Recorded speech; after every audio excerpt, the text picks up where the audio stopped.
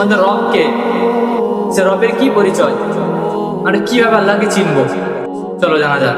এই দুনিয়ার মধ্যে আমাদের সর্বপ্রথম জরুরি বিষয় ইলমে দ্বীন। আর এই দুনিয়ার মধ্যে সবচেয়ে বড় নেকির কাজ আল্লাহ রাব্বুল আলামিনকে চেনা এবং জানা। তারপর সবচেয়ে বড় নেকির কাজ আল্লাহ রাব্বুল আলামিনের হুকুম আহকামকে মানা।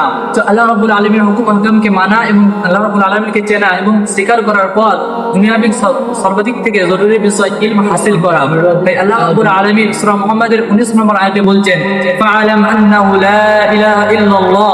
অর্থাৎ আল্লাহ রাব্বুল আলামিন নিজেই বলছেন, সর্বপ্রথম তোমরা জেনে রাখো যে আল্লাহ রাব্বুল আলামিন এক এবং অদ্বিতীয়, তিনার কোনো শরীক নেই এবং তিনি ছাড়া আর কোনো দ্বিতীয় মাবুদ নেই, ইবাদতের কোনো যোগ্য নেই। আর আমাদের প্রিয় নবী হযরত মুহাম্মদ সাল্লাল্লাহু আলাইহি সাল্লামের নিকট সর্বপ্রথম ওহীর বাণী ছিল ইকরা বিসমি রাব্বিকাল্লাযী খলাক। অর্থাৎ তোমরা পড়ো, আপন প্রভুর নামে পড়ো এবং তিনার সাহায্য নিয়ে পড়ো।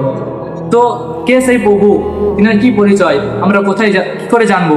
না, আল্লাহই খলাক, যিনি সৃষ্টি করেছেন, যিনি তৈরি করেছেন। তো আমরা সেই প্রভু, সে রবকে কিভাবে জানবো? না, আমি তোমাদেরকে একটা বইয়ের সাজেস্ট দেবো, এই বইটি আল্লাহর পরিচয়। তো এই বইটির মধ্যে আল্লাহ রাব্বুল আলামিনের সম্পর্কে অনেক সুন্দরভাবে আল্লাহ রাব্বুল আলামিনের পরিচয় দেওয়া আছে। এই বইটি তোমরা চাইলে পড়তে পারো।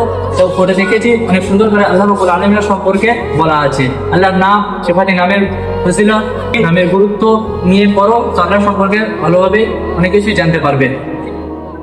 বইটি লেখক হযরত মাওলানা তারিক জামিল, বইটির নাম আল্লাহর পরিচয়।